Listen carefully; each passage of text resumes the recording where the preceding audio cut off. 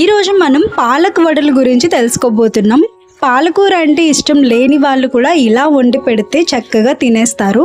So ఇందులో చాలా ఎక్కువ పాలకూరనైతే వేసి నేను ఈ వడలు అనేవి చేశాను. వీటి తయారీ విధానంతో పాటు పాలకూర తింటే ఎంత మంచిదో ఆరోగ్యానికి కూడా ఈ వీడియోలో తెలుసుకుందాం.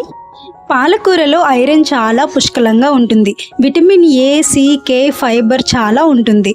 అలాగే ఇది గుండె ఆరోగ్యాన్ని రక్షిస్తుంది, మన కంటి చూపుని మెరుగుపరుస్తుంది, మన చర్మం, జుట్టు ఆరోగ్యంగా ఉండడానికి కూడా ఉపయోగపడుతుంది, మన రక్తహీనతను కూడా అదుపులో ఉంచుతుంది.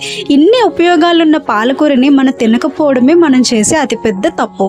అందుకనే ఈరోజు ఈ రెసిపీ మీ అందరి కోసం. శుభ్రంగా కడిగిన మినపప్పుని నేనైతే 5 గంటల వరకు నానబెట్టుకుంటాను. ఇలా ఎక్కువసేపు నానబెడితే ఆయిల్ ఎక్కువ పీల్చుకుంటాయి అంటారు కాబట్టి కొంచెం ఉప్మా రవ్వని తీసుకొని, ఒక చిన్న సైజ్ బౌల్ అంతా ఉప్మా రవ్వని తీసుకొని నీళ్లు పోసుకొని దీన్ని ఒక అరగంట వరకు నానబెట్టుకొని మనం రుబ్బుకున్న పప్పు రుబ్బులో మిక్స్ చేసుకుంటే చాలు. దీనివల్ల గారెలు అనేవి ఆయిల్ లాక్కుండా ఉంటాయి. 5 గంటల తర్వాత మినప్పప్పు ఇంత చక్కగా నాని ఉబ్బి ఉంటుంది. దీన్ని ఇలా చిన్న ప్రెజర్ ఇచ్చి నొక్కగానే మెత్తగా విరిగిపోతుంది అనమాట. ఇంత మెత్తగా నానబెట్టుకోవాలి. ఒకసారి పద్ధతిలో ట్రై చేసి చూడండి. వడలు అయితే ఆయిల్ పీల్చుకోకుండా బాగానే వస్తాయి. తక్కువ వాటర్ యాడ్ చేసుకుంటూ పప్పుని ఈ విధంగా గట్టిగా రుబ్బుకోవాలి. ఆ తర్వాత ఉప్మా రవ్వలో వాటర్ అంతా డైల్యూట్ చేసుకొని ఆ రవ్వను కూడా పప్పు రుబ్బులో మిక్స్ చేసుకుంటున్నాను. మొత్తం ఉప్మా రవ్వ మొత్తాన్ని పప్పు రుబ్బులో అయితే వేసేసాను. అలాగే ఇప్పుడు ఈ పప్పు రుబ్బులో మనం కలుపుకోవాల్సింది సన్నగా తరిగిన అల్లం ముక్కలు, అలాగే చిన్న చిన్న ముక్కలుగా చేసుకున్నటువంటి పచ్చిమిర్చి, ఇంకా ఉల్లిపాయ ముక్కల్ని కూడా ఇందులో యాడ్ చేసుకోవాలి. నేను జీలకర్ర కూడా యాడ్ చేశాను, ఆ క్లిప్ మిస్ అయింది. మీరు జీలకర్రని కూడా యాడ్ చేసుకోండి. అలాగే పాలకూరని చాలా సన్నగా తురుముకోవాలి. కాడలు అన్నీ కూడా లేత పాలకూరని ఎంచుకొని వీడియోలో చూపించిన విధంగా చాలా సన్నగా తురుముకొని దాన్ని కూడా ఈ పప్పు రుబ్బులో మొత్తం యాడ్ చేసేసుకోవాలి. ఆకుకూర క్వాంటిటీ అనేది ఎంత ఎక్కువగా అయినా మీరు తీసుకోవచ్చు. వీడియోలో మీరు చూస్తున్నట్టయితే నేను కూడా చాలా ఎక్కువగానే ఆకుకూర క్వాంటిటీ తీసుకున్నాను. సో ఇంత ఎక్కువగా ఆకుకూరని కన్జ్యూమ్ చేయడానికి ఇదొక సింపుల్ వే అన్నమాట. ఈ విధంగా వడల రూపంలో చేసుకుంటే బాగుంటుంది. సో నేను రుబ్బుకున్నప్పుడే ఉప్పుని యాడ్ చేసుకున్నాను కాబట్టి ఇప్పుడు ఉప్పుని అయితే వేసుకోవట్లేదు. సో ఇప్పుడు మనం వేసుకున్న ఐటమ్స్ అన్నింటినీ కూడా ఒకసారి బాగా కలిపేసుకోవాలి.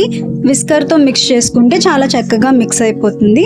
సో ఇప్పుడు ఇలా వచ్చిందనమాట. దీన్ని వేడి వేడి ఆయిల్లో వడల కింద చేసుకొని వేసుకోవడమే. సో ఈ పప్పు రుబ్బులో ఆకుకూరలు అలాగే ఎక్స్ట్రా ఇంగ్రీడియంట్స్ అన్నీ చాలా ఎక్కువ మోతాదులో వేసుకున్నాం కాబట్టి ఈ రుబ్బు చాలా గట్టిగా ఉంటుంది.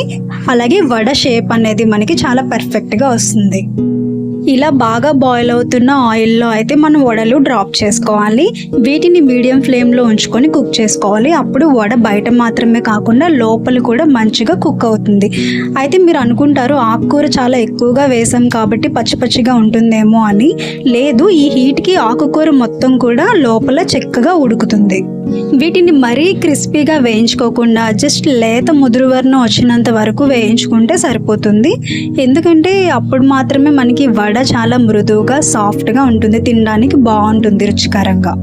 చూస్తున్నారు కదా, ఈ రంగులో వచ్చినంత వరకు ఫ్రై చేసుకుంటే సరిపోతుంది.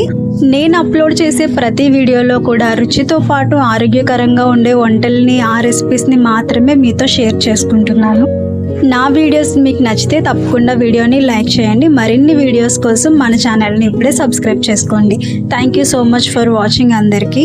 So finally try the recipe and enjoy the taste.